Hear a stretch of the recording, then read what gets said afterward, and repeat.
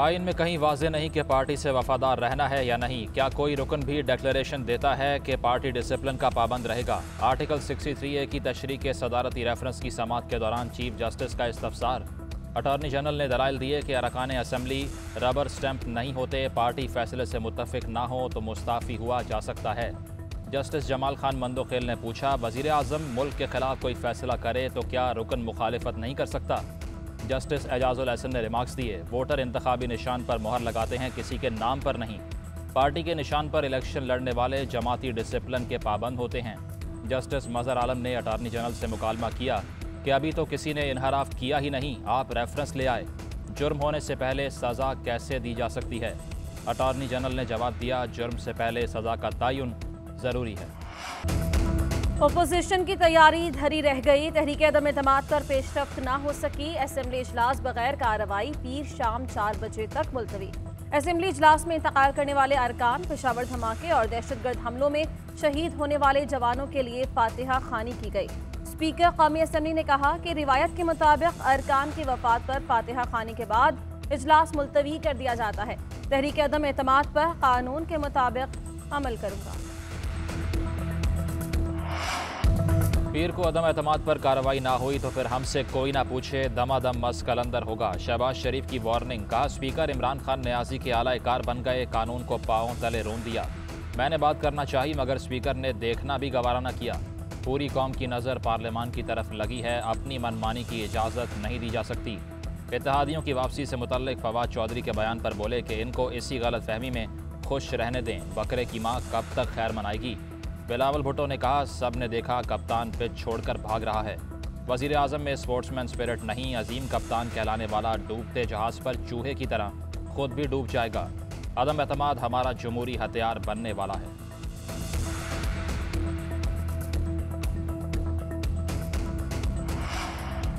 कौमी असेंबली इजलास में पीर के रोज़ तहरीक अदम एतमाद पेश होगी। पीर को ही वोटिंग हो जाएगी। पूरी उम्मीद है कि इमरान खान कामयाब होंगे। वज़ीर दाखिला शेख रशीद की गुफ्तगू।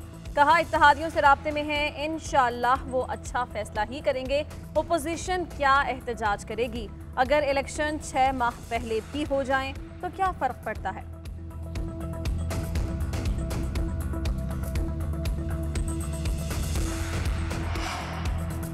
मैं कभी कच्चा हाथ नहीं डालता, इस बार भी कच्चा हाथ नहीं डाला। कामयाबी 1000% यकीनी है। अरकान मुतमईन रहें, एहतजाज ना करें। आसिफ जरदारी की पार्लिमानी पार्टी इजलास में तसल्लियाँ। कहा, मुतमईन रहें, इमरान खान तहरीक अदम एतमाद के नतीजे में बच नहीं सकते। तमाम मामला तय हैं, फतह अपोजिशन की होगी। हिज़्ब इख्तलाफ ने अली वज़ीर के प्रोडक्शन ऑर्डर के लिए भी दरख्वास्त दे दी। दरख्वास्त सेक्रेटरी कौमी असम्बली को जमा करवाई गई।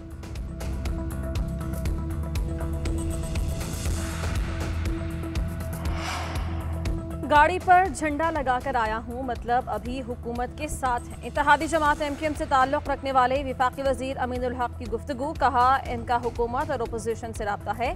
तहरीक अदम एतमाद पर किसका साथ देना है, इस पर मुशावरत के बाद ही कोई फैसला करेंगे। BAP रहनुमा खालिद मगजी बोले, बज़ाहिर हुकूमत अपनी अक्सरियत खो चुकी है। इमरान खान से मुलाकात ने बताया था कि हम मुतमईन नहीं, हमारे 5 अरकान इकट्ठे हैं, फैसला मुशावरत से करेंगे। उधर हुकूमत के जमात इस्लामी से भी राबते। अब्दुल अकबर चित्राली ने कहा, परवेज़ खट्टक ने अमीर से राबता किया है, जमात इस्लामी ने ताहाल कोई फैसला नहीं किया।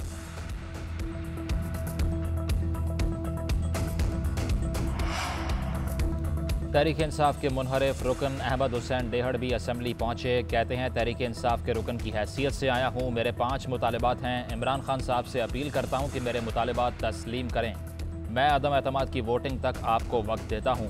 मैं वज़ीर आज़म से उस वक्त मिलूंगा जब मेरे मुतालबात पूरे होंगे। मेरे ऊपर जो इल्ज़ामात लगे, इन पर हतक इज़्ज़त के दावे का सोच रहा हूं।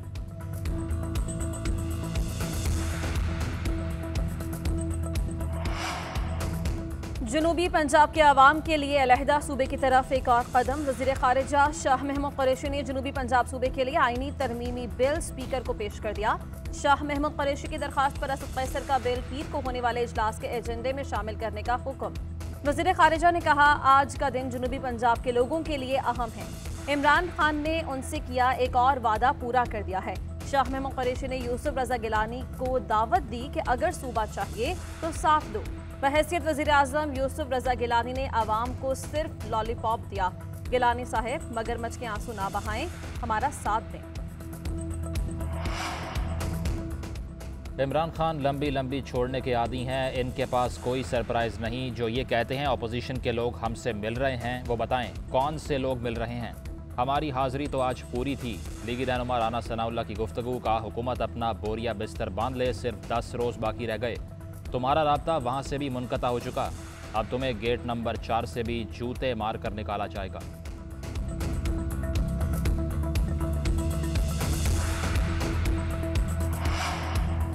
शहबाज शरीफ के खातून अव्वल से मुताल्लिक़ रिमार्क्स पर शिबली फराज फट पड़े। कहा अपोजिशन लीडर को शर्म आनी चाहिए एक ऐसी खातून के बारे में बात करते हुए जिसका सियासत से कोई लेना देना नहीं।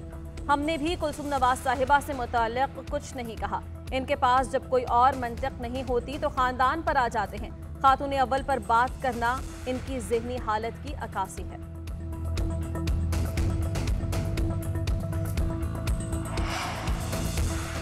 जजेस पर उंगलियां उठाना, इल्ज़ामात लगाना बंद करें। जिस शख्स से मसला हो आकर मुझे बताएं। दरवाजे सब के लिए खुले हैं। चीफ जस्टिस उमर अता बंदयाल का जस्टिस काजी अमीन की रिटायरमेंट पर फुल कोर्ट रेफरेंस से खिताब।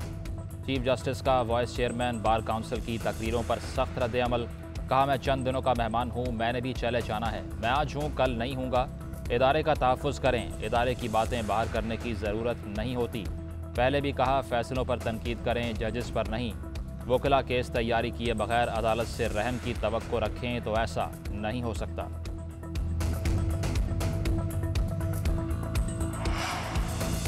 मीडिया की आज़ादी में हमारे यहाँ बेहतरी नहीं आई, हम वापस पीछे जा रहे हैं। पीका तरमीमी ऑर्डिनेंस की समाअत के दौरान chief justice Islamabad high court Athar Minallah के रिमार्क्स। अदालत ने इस्तफसार किया किसी भी जमहूरी मुल्क में सेल्फ सेंसरशिप कैसे हो सकती है। ऑर्डिनेंस लाने में क्या उजरत थी, क्यों ना ऑर्डिनेंस को कलअदम करार दे दिया जाए। चीफ जस्टिस अतर मिनल्लाह ने एडिशनल अटॉर्नी जनरल से कहा आपको आखिरी मौका दे रहे हैं, पीर को दलाइल दें, बताएं कि हत्या इज्जत को फौजदारी क्यों बनाया जाए।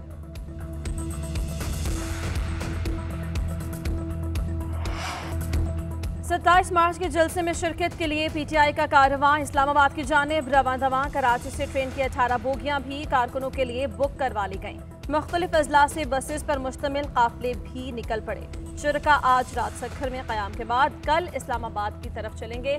गिलगित से वजीर आला खालिद खुर्शीद की क़यादत में भी काफिला इस्लामाबाद के लिए रवाना।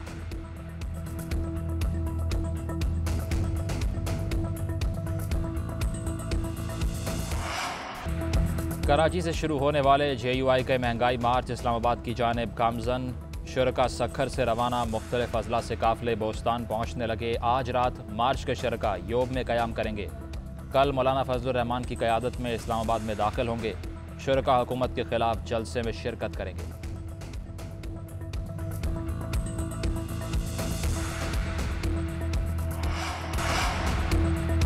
चीन के वजीर खारजा वांग यी का दौरा काबुल में अहम ऐलान। कहते हैं CPEC इकनॉमिक कॉरिडोर को अफगानिस्तान तक तौसी देने के ख्वाह हैं। उम्मीद है अफगानिस्तान अपनी सरजमीन हमसाया मुल्कों के खिलाफ इस्तेमाल न होने का वादा पूरा करेगा।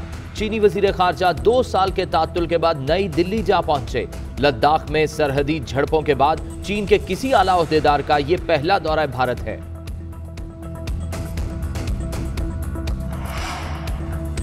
भारत ने मगरबी ममालिक की पाबंदियां हवा में उड़ा दी। भारत और रूस का तेल की खरीदो फरोख्त डॉलर और यूरो में न करने पर गौर। दोनों ममालिक के दरमियान हिंदुस्तानी रुपये और रूबल में तेल की तिजारत के लिए मुज़ाकरात जारी।